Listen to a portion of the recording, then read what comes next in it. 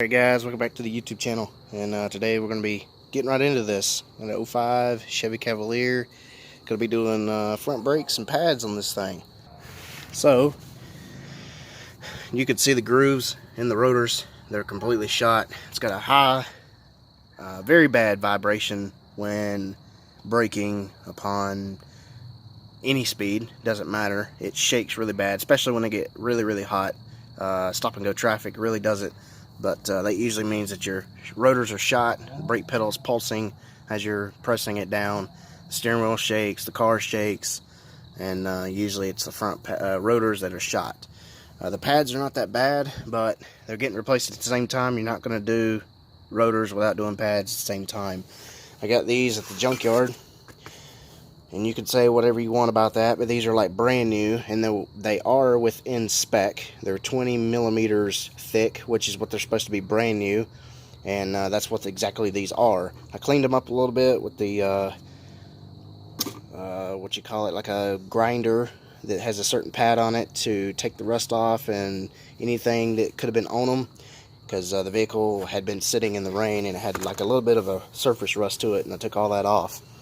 So they look really good. There's no grooves in these, completely smooth, unlike these.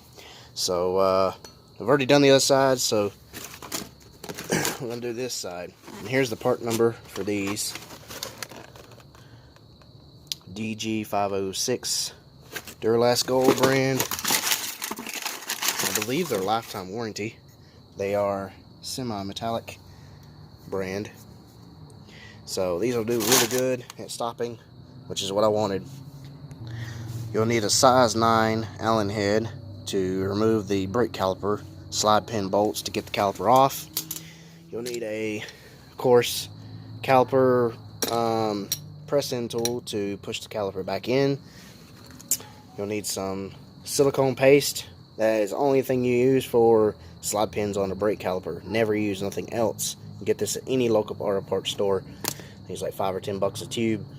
And toothbrush, a 10 millimeter, because whenever I do brakes to push in the piston back into the caliper, I always knock the bleeder loose. I don't like pushing that back in and pushing the fluid back up through the hose to the master cylinder. Master cylinder is already overfilled. The fluid's kind of dark, so I'm going to go ahead and flush the system while I'm doing all this. Lubricated it with WD-40, so hopefully it will come right off and not break. Just like so. The other side was plugged up, and I'm assuming this one is too, because it's not having any fluid coming out of the top. So we'll address that when we get the caliper off. For now, go ahead and get, there's 2 Allen heads, one here, one right here.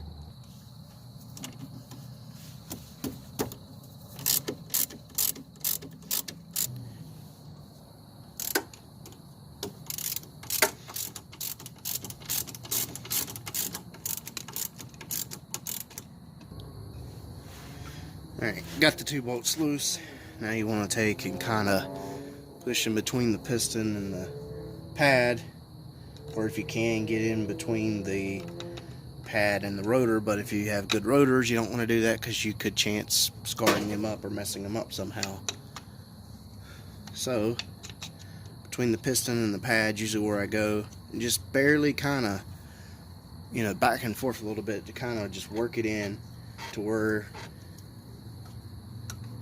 you know, not much, but just enough to where the caliper will kind of pop out.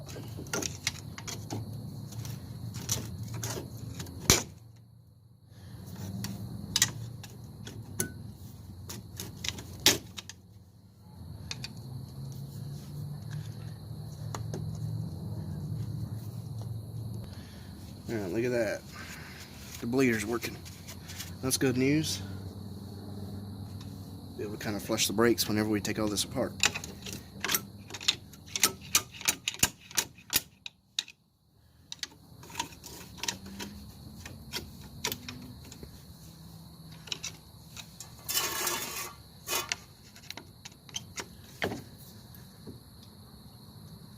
Yeah, there's some dark fluid coming out of that caliper. Pretty nasty. Definitely needs to be flushed.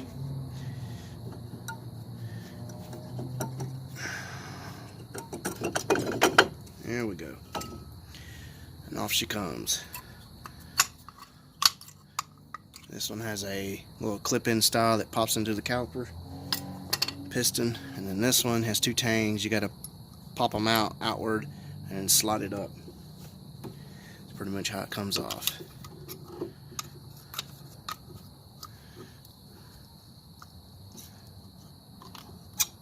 These are pretty old pads, so it ain't taking much to really take these off.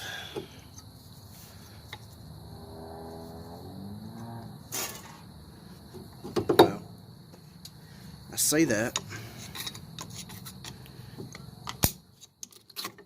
There we go. Not much meat there left at all.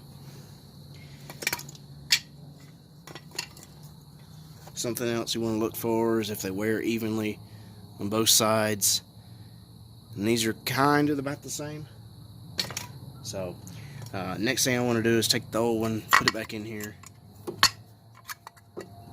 Take the tool, set it into the caliper like so.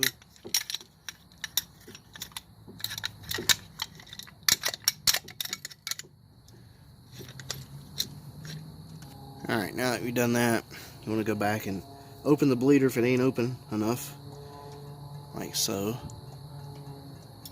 and start pushing, turning it.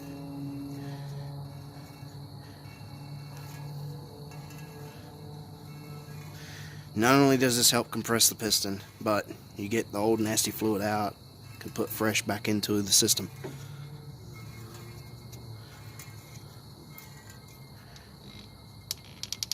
And that's it. Done.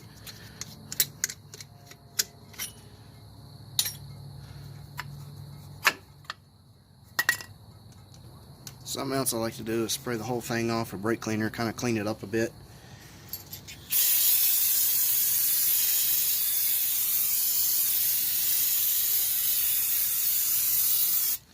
Clean up all the mess from fluid leaking, all that stuff. Get the old brake dust out of the system, out of the caliper. Alright, we'll move on to the rotor. This should just pop right off. A lot of rust. These are probably the original rotors. I don't know, but you can see the grooves all in it. It's pretty bad. And it's too far gone to have it turned. And the reason I didn't turn those over there is because it's cheaper for me to just do it at home and clean them up, because there was no grooves in them. Usually you would turn rotors if they have really bad grooves, like the ones that I took off, but they're so far gone, it needed new ones, and new ones are about 70 a piece, so I got these for like 15 a piece at the junkyard, something like that. A lot cheaper, a lot better of a deal. Now I will say, if you have new rotors and you're just watching us figure out how to do them on your own, you when you get them out of the box, they're pre-packaged with a wrapping, and they have a oily film to them. It's called Cosmoline.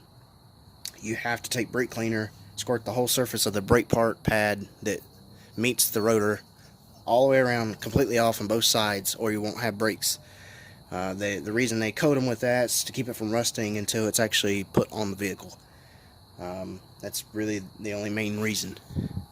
But mine are already cleaned, so I'm just going to throw mine on. Now, just to show you what I mean, for instance, if these were new rotors out of the box, you coat the whole surface, like I said, and wipe it down with a paper towel. You see, they were dirty still, and I've already done this twice. So, your grease from your hands will also mess them up a little bit. I want them clean before I put them on the vehicle. Alright, so these are your slide pins out of the caliper. Every vehicle is different of how they're set up and how they bolt on and all that type of thing. So anyway, this is the part that locks into the actual hub. This one doesn't have a bracket for the caliper, it's just bolted on and you're done. Anyway, what I'm trying to point out here, you see all this buildup that's all over the slide pin. Well, that's going to keep it from actually sliding, because that's what it does. When it's inside the caliper, the caliper actually moves back and forth on this when you're pressing on the brakes and letting off the brakes, so the brakes don't hang up while you're driving it. So what I'm going to do is take some brake cleaner and that wire wheel I have, clean this up a little bit, get this stuff cleaned off so it's actually smooth, lubricate it, and then pop it back in.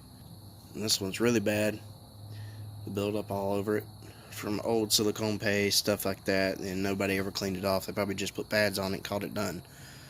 Here's what I used on the rotor to clean it up a little bit. It's a soft pad, it's not aggressive or nothing like that. It's actually pretty wore out, but I'm gonna kind of do the same thing with these to just kind of get the rough surface off of it so they're smooth. You could take very, very thin, like steel wool or sandpaper that's very small grit, so it just barely takes the stuff off the top surface. And there you go. That's pretty much how you do it. It's cleaned, ready to go. Cleaned versus really pitted and dirty. And they're not pitted, which is another good thing.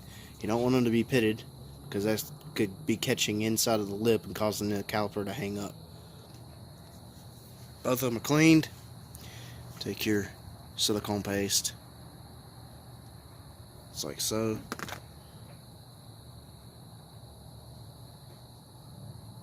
You don't need much, just enough to cover the whole thing.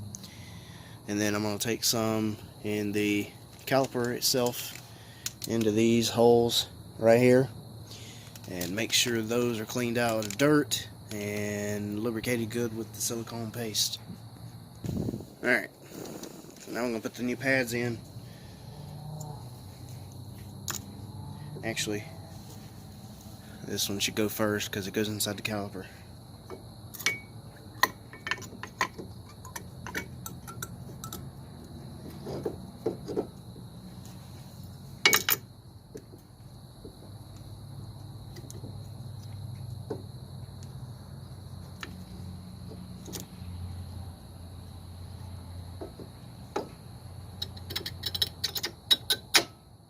Just like so. And everything's lubricated like it should be. You don't need nothing else. One thing I do know in a note, I should have noted that the first beginning, is to not hang the caliper by the brake hose. You will destroy the brake hose over time. Don't do that.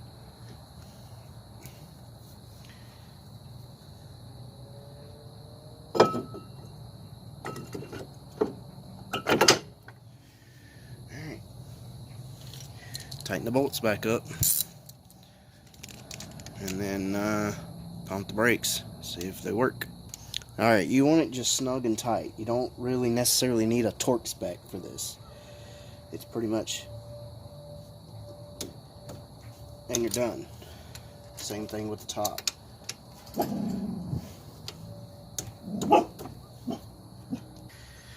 And honestly, that's pretty much about it, how you do your brakes. Alright, so that's pretty much how you do it. If you have any questions or comments, leave them in the bottom. I'll try my best to get to them as always. And like, share, subscribe. I will catch you guys in the next one. More content coming your way.